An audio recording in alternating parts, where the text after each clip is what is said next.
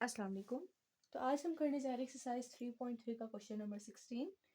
Question क्या कह रहा है कि अ टॉय कार, मतलब हमारे पास पूरी स्टेटमेंट पढ़ देती हूँ कि बीच में से मिसिंग मैंने किए हैं वर्ड्स ना, रिलेटिव पॉइंट्स लिखे हैं सिर्फ। तो toy car is located at a point 235। ये कहाँ लोकेटेड है? एट द पॉइंट 235, मतलब एक कार है आपके पास, ठीक है, टॉय कार है और ये इस पॉइंट पे लोकेटेड है जो कौन सा है? 235, ठीक है। और वो कह रहे हैं रिलेटिव टू द ओरिजिन, मतलब किधर से? ओरिजिन से। सपोज करें इस टॉय कार को आपने धागे से बांधा हुआ है, ठीक है, और इस पॉइंट पे जो है ना, जिस पॉइंट पे वो है लोकेटेड, वो पॉइंट हमारा 235 है। और हम इसको अब फोर्स लगाएंगे, फोर्स इसके ऊपर अप्लाई करते हैं, ठीक है। तो ये कार मूव करती है, चल चल जाती है और रोटेट करती है अबाउट दी ओरिजिन, ठीक है। तो गाड़ी चलाने के लिए हम क्या करते हैं? पीछे से धक्का मारते हैं, ठीक है। ये तो मैंने भी साइड व्यू दिखाया ना इसका। तो हम इसको धक्का मारते हैं और ये चल पड़ती है, रोटेट करने लग जाती है, क्योंकि यहाँ ओरिजिन से बंधी हुई है गाड़ी। गाड़ी यहाँ से यूं कह लें धागे से बांधी हुई है आपने, इधर कील ठोकी हुई है सपोज। तो हम यहाँ गाड़ी को मूव करेंगे तो ये इस तरह से रोटेट करने लग जाएगी, ठीक है। Find the moment produce by force in the car. हमने मोमेंट फाइंड करना है जो इस कार के ऊपर प्रोड्यूस हो जाएगा due to this force F. F apply करने से जो मोमेंट क्रिएट हुआ वो हमने फाइंड करना है। आर आपके पास क्या होता है? ओरिजिन से इस पॉइंट तक का डिस्टेंस, ठीक है। सो हियर हमारे पास जो गिवन फोर्स है वो फोर्स क्या है? 3i plus 2j plus 7k, ठीक है। आर आपके पास क्या है बच्चे? ओरिजिन से इस पी पॉइंट कह लें, ठीक है। सो ये जो ओ से पी तक का जो आपका वेक्टर बनेगा वो आपका आर है, ठीक है। और ओपी वेक्टर में आपको पता है कि पी के ही कंपोनेंट्स रहेंगे, क्योंकि हमने पिछले क्वेश्चन में किया था कि 0 0 0 होता है ओ, 2 में से 0 गए 2 ही रहता है, 3 में से 0 गया 3 रहता है, एंड 5 में से 0 गया 5 ही रहता है। तो ये आई जे के, दिस इज ओपी वेक्टर, ठीक है। जो ये पॉइंट है 235, 2i 3j एंड 5k में हम इसको एज इट इज लिख सकते हैं डायरेक्ट, ठीक है। जब भी आपका ओरिजिन के अलोंग कोई पॉइंट होगा तो याद रखिएगा कि आर की वैल्यू उसी पॉइंट की वैल्यू ही होगी। नेक्स्ट आपके पास क्या फाइंड करना है? मोमेंट फाइंड करना है। और मोमेंट हमारे पास किसके बराबर होता है? आर क्रॉस एफ के बराबर। बस आपने इनका क्रॉस प्रोडक्ट फाइंड करना है और आपका आंसर आ जाएगा। सो आर क्रॉस एफ आपके पास क्या होगा? आई जे के, ठीक है। आर की वैल्यू पहले 235 एंड जे की वैल्यू बाद में, सॉरी एफ की वैल्यू बाद में 3 2 एंड 7, ठीक है। इसको सॉल्व कर ले। I had 3 7 21 minus 2 5 10 minus J had 2 7 14 minus 3 5 15 and plus के हैड आपका आ जाएगा 2 2 4 3 3 9, ठीक है। सो ये आ जाएगा 21 में से 10 गए 11। आई हैड माइनस 1 रह जाएगा तो -1 माइनस +1 जे हैड एंड 4 में से 9 गए -5 के hat. So this is the required moment जो उस कार में प्रोड्यूस हुआ था और यही हमारा आंसर है। तो क्वेश्चन नंबर 17 की स्टेटमेंट पढ़ते हैं। अब क्वेश्चन 17 क्या कह रहा है कि a seesaw is fixed at the mid point. मतलब जो सीसॉ होता है ना, एक झूले का नाम है, आपने देखा होगा अक्सर प्लेग्राउंड्स में इस तरह का झूला होता है। आप यहाँ बैठते हैं और आपकी फ्रेंड कह रहे यहाँ बैठते हैं। सो दो बच्चे यहाँ बैठे हैं, सीसॉ मतलब उनकी वजह से कोई ना कोई फोर्स लग रही होगी ना इस सीसॉ पे, ठीक है। तो वो कह रहे हैं एक बच्चा अगर यहाँ पे बैठा हुआ है, ठीक है, तो इसकी वजह से एक फोर्स लग रही होगी यहाँ पे। बच्चे की जिक्र नहीं है यहाँ पे क्वेश्चन में, मैं आपको वैसी मिसाल दे रही हूँ कि फोर्स कैसे लगती है इसके ऊपर जब आप इसके ऊपर या तो कोई बैठ जाए या इसको खुद हाथ पकड़ के नीचे की तरफ धकेल दे, ठीक है। और एक बच्चा अगर यहाँ बैठा हुआ है तो इसकी वजह से भी एक फोर्स लग रही है, ठीक है। इसको कह लेंगे F1 है, इसको कह लेंगे F2 है, ठीक है। तो ये आपका सीसॉ है। वो कह रहे हैं कि fixed at the mid point, मतलब मिड पॉइंट जो है सीसॉ का वो क्या है? 0 2 3, ठीक है। और ये फिक्स्ड होता है, मतलब इसके अराउंड आपका ये सीसॉ रोटेट करेगा, ठीक है। आई होप समझ आ रही होगी। ये जो फिक्स पॉइंट है ये वही इनिशियल वाला पॉइंट है, ठीक है। अब वो जो है seesaw is fixed at the mid point 0 2 3। Two forces F1 and F2, एक फोर्स F1 की वजह से लग रही है, एक फोर्स दूसरे बच्चे की वजह से F2 लग रही है। वो उन्होंने बता दी है कि 3 4 5 और 9 to 7 है। अप्लाइड एट पॉइंट्स, और वो जिस पॉइंट पे लग रही है ना वो पॉइंट्स उन्होंने बताए हुए कि इस 4 5 3 एंड -4 1 एंड 3 है रिस्पेक्टिवली। रिस्पेक्टिवली का मतलब क्या होता है कि पहली फोर्स पहले पॉइंट पे लग रही है और दूसरी फोर्स दूसरे पॉइंट पे लग रही है, ठीक है। स्टेटमेंट समझना मेन काम होता है इन तमाम क्वेश्चन में। स्टेटमेंट वाले वो अक्सर जितने भी, आप एक चीज नोट करेंगे, जितनी बड़ी स्टेटमेंट होती है ना उतना छोटा सा सोल्यूशन होता है, उतना ही आसान होता है, ठीक है। सो हमारे पास क्या है, और अक्सर जितनी छोटी स्टेटमेंट होती है वो उसका सोल्यूशन अक्सर बड़े ही होते हैं। मैथ्स का ये हुस्न है, ठीक है। सो F1 हमारे पास ये है अप्लाइड एट फर्स्ट पॉइंट, जो भी है वो क्या है 4 5 3, इस पॉइंट पे अप्लाई हो रही है। और F2 कह लें अप्लाई हो रही है -4 -1 और 3 पे। तो ये फिगर से आपको शायद समझ आ रही हो कि स्टेटमेंट क्या कह रही है। अब वो क्या कह रहे हैं, calculate moment produced by each force. अच्छा, दोनों एट अ टाइम तो नीचे नहीं जा सकते ना, आपको पता है एक ये नीचे जाएगा तो ये ऊपर चला जाएगा, ठीक है। और अगर ये नीचे जाएगा तो ये ऊपर चला जाएगा। हो सकता है कि ये नीचे जा रहा हो तो ये फोर्स ऊपर की तरफ लग रही हो, ठीक है, बल्कि हो सकता नहीं है ऐसा, ठीक है।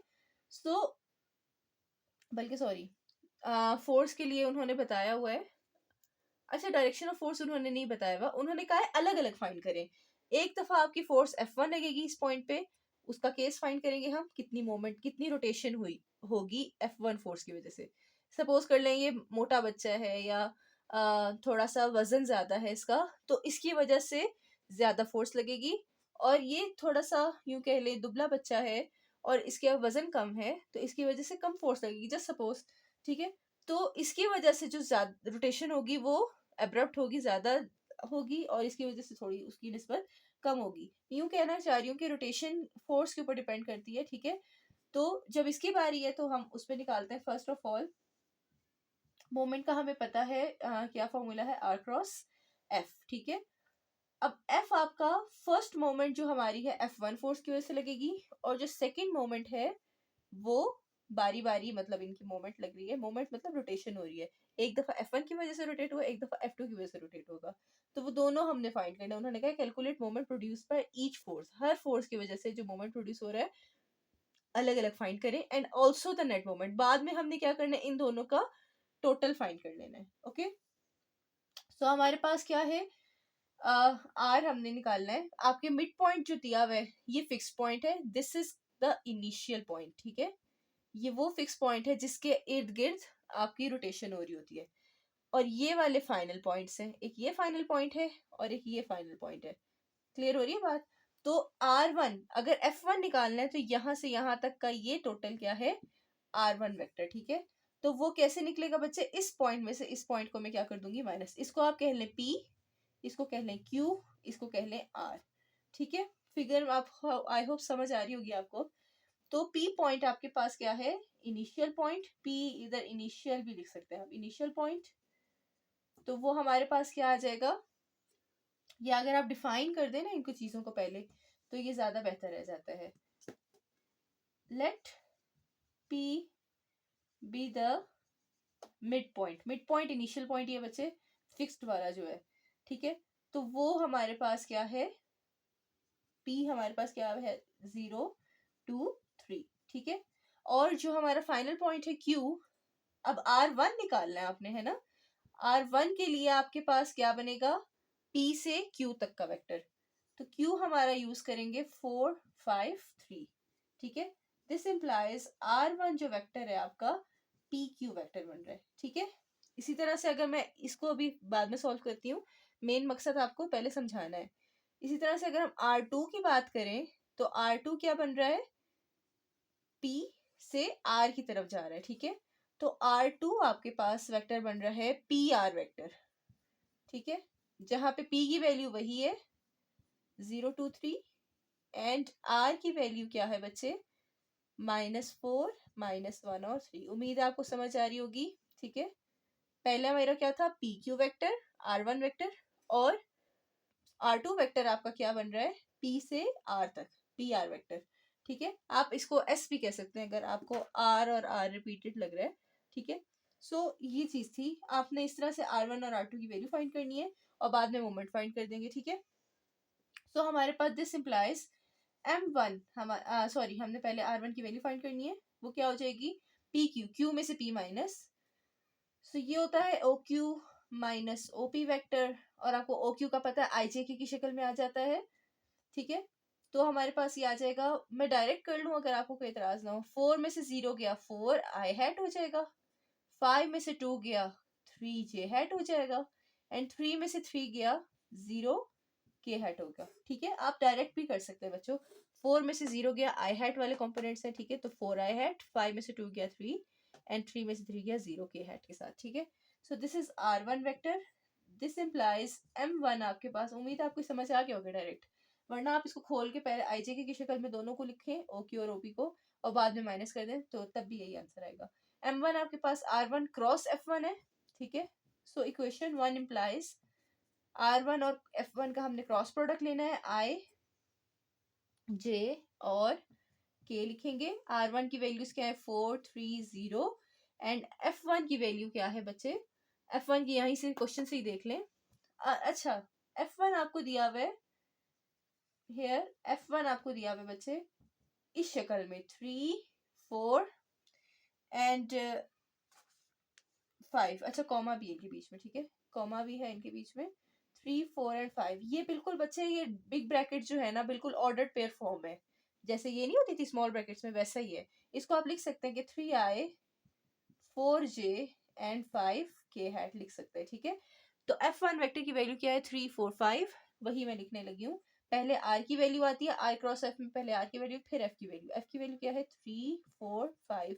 इसको सॉल्व करेंगे तो आपकी M1 की वैल्यू आ जाएगी। ठीक है, सो वो आ जाएगी I hat 3 5 15 minus 0 minus j hat 4 5 20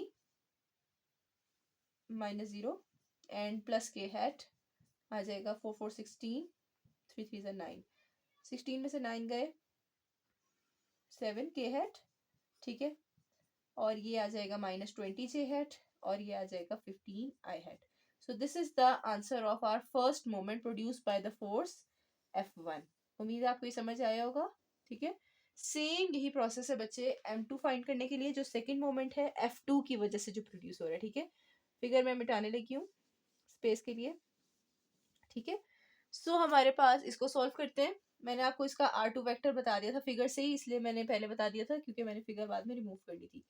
so R2 vector P R vector है। ठीक है, पी और आर आपके पास यहाँ मैंने डिफाइन किए हुए ये दो हैं। ठीक है, तो R2 वेक्टर आपका क्या बन जाएगा, ओ आर में से OP माइनस। ठीक है, सो ओ आर और OP माइनस जब होंगे, R में से P माइनस होंगे ना, तो R में से P माइनस, माइनस 4 में से 0 गया माइनस 4 आई हैट, माइनस 1 में से, मैं इसको थोड़ा सा तरतीब से लिखती हूँ 0 2 3, बिल्कुल इसी के टॉप पे लिखते हैं 0 2 3, अब बेहतर है।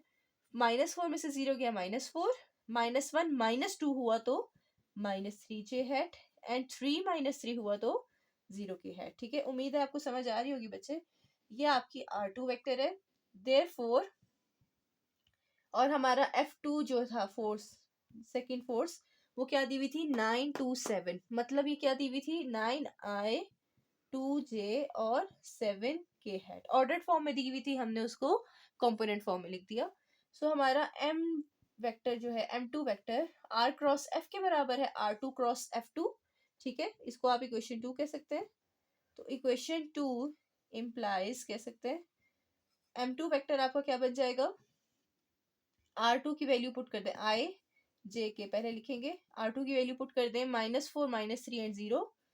ठीक है, और ये आ जाएगा 9 2 7 9 2 7 F2 वेक्टर। ठीक है, सो हमारे इसको सॉल्व करें, I 3 7 are 21 minus j hat 4 7 are 28 and 9 0 are 0 plus k hat हमारे पास आ जाएगा 4 2 are 8 9 3 are 27। ठीक है, ओके जी, सो हमारे पास आ जाएगा माइनस 21 आई हैट प्लस 28 जे हैट, और 27 में से 8 गया 19 प्लस का के hat. This is the second moment जो हमें चाहिए था। लास्ट पे हमने क्या फाइंड करना था बच्चे, उन्होंने कहा था moment produce by each force find करें, तो F1 से जो मोमेंट प्रोड्यूस हो रहा है वो ये है, F2 से जो मोमेंट प्रोड्यूस हो रहा है वो ये है। ठीक है, सो लास्ट पे उन्होंने क्या पूछा था, also the net moment. Net moment होता है बच्चे दोनों, जितने भी मोमेंट फोर्स हो ना, जितनी फोर्सेस होती हैं, मतलब अभी दो फोर्सेस थी F1 और F2, तो दो मोमेंट्स निकले। ठीक है, अगर 3 फोर्सेस होंगे 3 मोमेंट्स निकलेंगे। नेट मोमेंट क्या होता है बच्चे? नेट मोमेंट होता है तमाम मोमेंट्स का सम। नेट होता है हमेशा सम करना है, सबको इकट्ठा कर देना है कि जितना m1 और m2 अगर 3 होते तो m3 भी होता, उन सबको क्या कर देना है? प्लस कर देना है। तो हमारे पास m1 की वैल्यू क्या आ जाएगी बच्चे? 15 माइनस 20 और 7, 15 माइनस 20 एंड 7 के हेड प्लस हो जाएगा इससे -21, ठीक है, प्लस -21 होगा तो माइनस लिखूंगी मैं, -21, ये सारी टर्म्स एज इट इज आ जाएंगी ना, प्लस की वजह से इनका साइन चेंज नहीं होगा, ठीक है। तो -21 आई हेड प्लस 28 जे हेड। अब चाहे तो प्लस लिख के पहले ब्रैकेट में लिख लें, बाद में ओपन कर लें, यही बात है, सेम बात ही है। सो ये आ जाएगा आपका 15 माइनस 21, ये आ जाता है -6 i head 20 J hat and 28, ये हो जाता है +8 जे हेड 7 और 19, ये आ जाता है 26 के हेड। उम्मीद है मैंने कोई गड़बड़ नहीं की होगी। So this is our net moment value, ठीक है, -6 i hat +8 j hat and +26 k hat. Let me compare the answers with the book. तो मैंने चेक किया है बुक की वैल्यूज से हमारी वैल्यूज बिल्कुल मतलब एग्जैक्टली मैच नहीं करती, कुछ का साइन का फर्क है, कुछ की वैल्यू का ही थोड़ा फर्क आ रहा है, लेकिन तरीकेकार यही था, क्योंकि मैंने फिगर के थ्रू भी आपको समझाया पूरा कॉन्सेप्चुअली, तरीकेकार यही था हमारा, ठीक है।